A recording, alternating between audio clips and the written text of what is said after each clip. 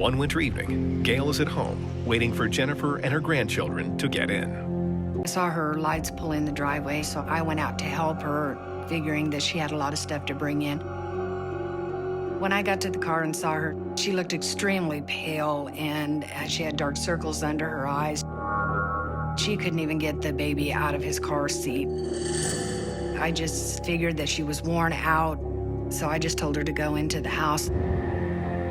Gail helps bring the boys in, and the family settles down for the night. But a few hours later, Gail is woken by a startling sound. She was in the bathroom throwing up, and it woke me up. So I got up and went into the bathroom. The vomit was black. It looked almost like dried blood. I really thought that she needed to go into the emergency room, but she would not do it. She wanted to try to wait it out. Jennifer takes ibuprofen, but doesn't get better. And 2 days later, Gail finds yet more cause for concern. I went and got the thermometer and took her temperature. And it was about 104.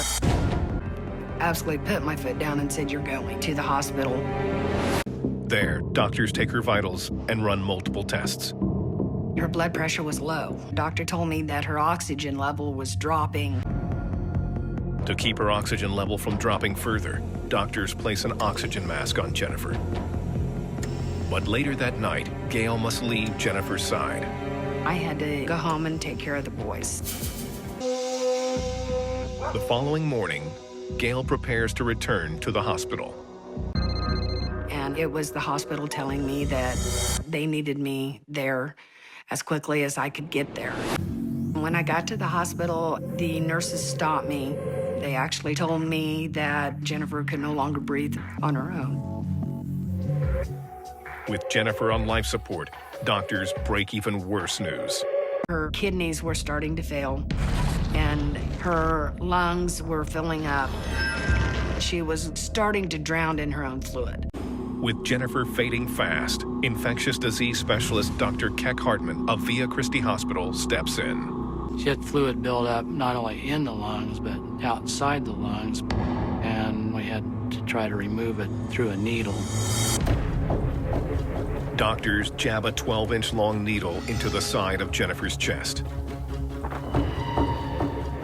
But no matter how much fluid they drain, Jennifer's lungs mysteriously fill back up.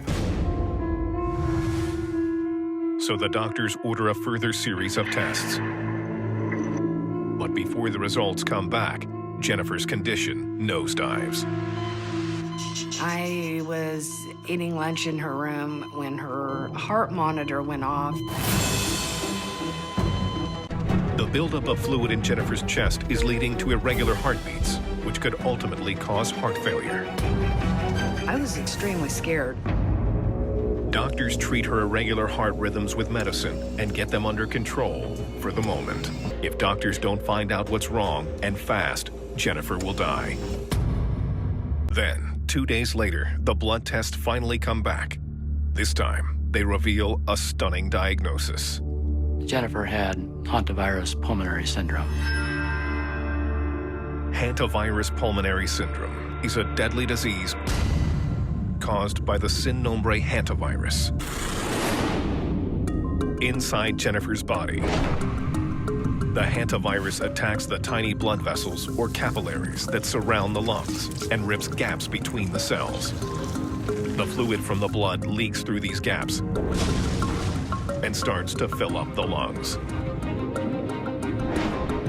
The blood that is left in the capillaries then starts to thicken, which can lead to organ failure and even death. Hantavirus pulmonary syndrome, or HPS, is extremely rare. In fact, in North and South America, only around 300 cases of the condition are reported each year. But when it does occur, in up to 50% of cases, it's lethal. And doctors have even more bad news. There is no known treatment for the disease. For 10 days, the comatose Jennifer clings to life on a ventilator. Then, doctors are faced with a terrifying dilemma. Jennifer was very close to death and was looking like she was coming up against the limits of what the ventilator could provide. They were going to have to remove Jennifer's breathing tube. It had been in too long, and they were going to have to do a tracheotomy. To keep Jennifer alive, doctors must insert another, more permanent tube through the neck that runs straight to the lungs. But as the first breathing tube comes out, something extraordinary happens. To everyone's amazement, Jennifer is able to breathe on her own. They started bringing her out of her coma. Against incredible odds, Jennifer Beneviat beats the lethal hantavirus infection. But how did Jennifer contract the hantavirus infection? The hantavirus is typically carried by rodents. Humans can become infected if they inhale dust from the excrement of a contaminated animal. If the virus makes it into the human lungs, it can cause a deadly infection. I clean constantly, but living in Kansas, there's mice everywhere. I'd probably breathed in a ton of dust from just cleaning up, so it could have came from there. Today, Jennifer has made a full recovery, and both her and her mother, Gail, have learned a lot from this ordeal.